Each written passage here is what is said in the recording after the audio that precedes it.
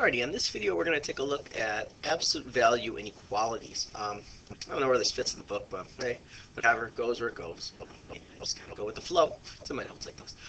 There's two things you got to remember for absolute value inequalities. They're very similar to the equations, as in you need to isolate first.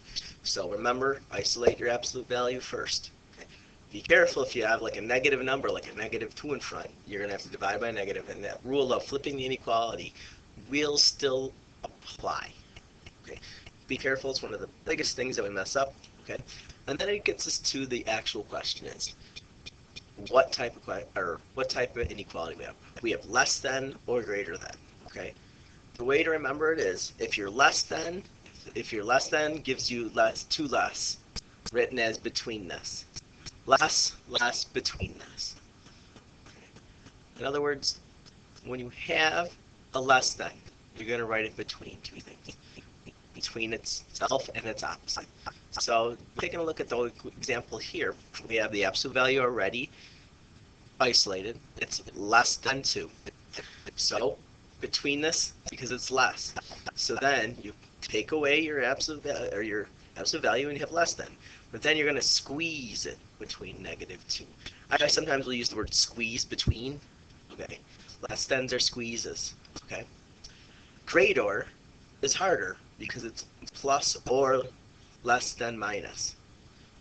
Right? Greater is an or. It's one or the other. Okay. What's going to happen with this one? If you have the absolute value of x greater than 2, it's going to be itself greater. It's going to be greater than 2, or it's going to be less than its opposite, so less than -2. There's no bars put underneath when I talk about opposite. It's just the opposite of the number left. Okay. Sometimes there may be a little bit more stuff, so you're gonna have to solve. Okay, but you should be okay. Okay. You can always check too. Okay. Think about it. This is all the numbers between -2 and 2, not including it. So if we did it, and it'd be -2 to 2. Be how we would write it with brackets and parenthesis notation. Okay. Let's say pick a number. Pick 0. Is 0 less than 2? Yeah. However, if we looked at this one, we tried 0. 0 is greater than 2. That's no. This is not the way it's going to be. Okay, it's got to be greater than 2 or less than -2. If we take a look at the graphs, this is between these two things. Okay. On the other hand, this is the outside. It's the wings. Greater or 2 parts. One or the other. Okay, so -2. Ew, that's almost a 3. There's a 2-ish. Okay. Notice how it's the opposite piece. Okay. Okay. And there you go. So you can see we're going to have a little bit of difficulty with these. But let's remember, isolate your absolute value.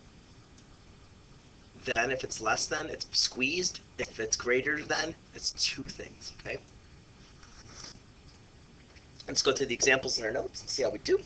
Like I said, take your time. Always check. Make sure it makes sense. If it's in that shaded region, check it. You got nothing to lose outside of time. And trust me, you don't have, too many things to do, hopefully. Yeah, it's the beginning of the year. Maybe at the end of the year you got stuff to do, okay? But right now, check it. Yeah, do it for me, okay? Let's just begin with the first one.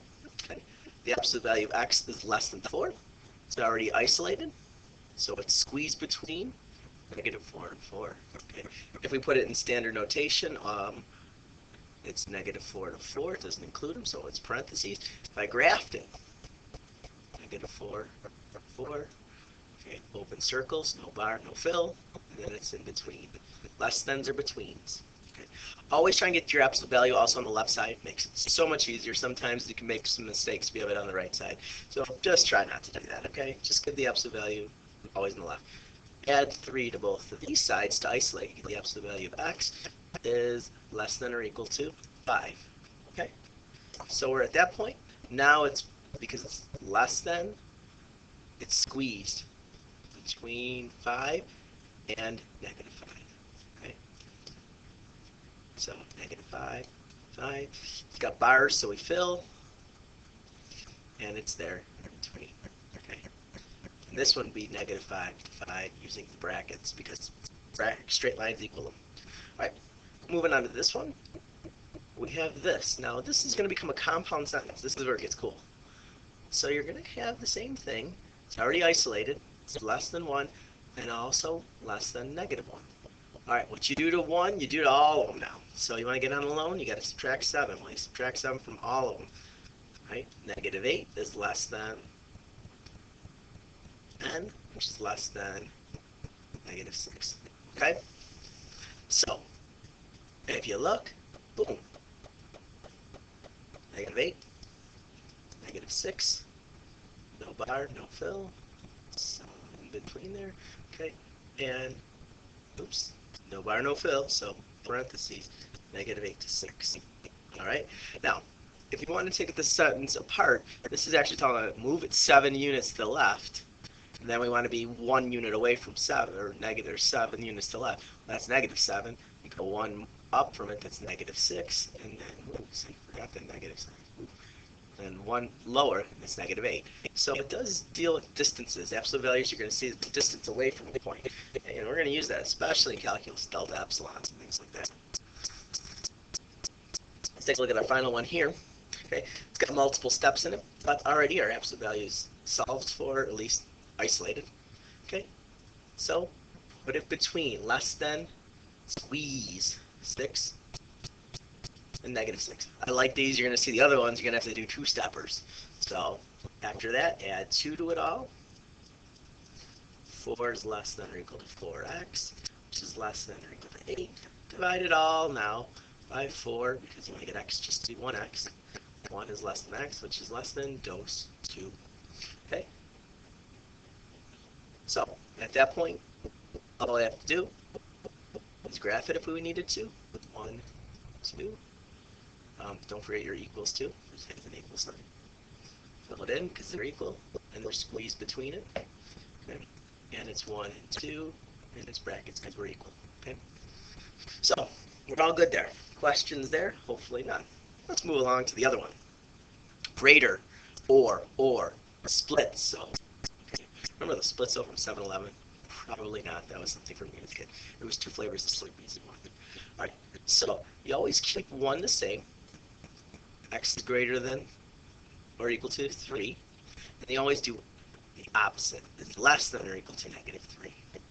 Now, if we just take a look at that statement, you have to be all the things greater, so you're one or the other. It's the or. So if I'm just x is greater than 3, I can equal 3, and I got to be greater. So that's this one right here. Or I'm -3 or lower, less than it. So I can do this one, including 3. Okay. Notice how it's not the region in between. Less thans are squeezed, greaters are the outside. Or. Okay. Let's keep a look at this one. We're going to, again, get the absolute value of low. So we have 5 both sides before we do anything. So the absolute value of x is greater than 4. Okay.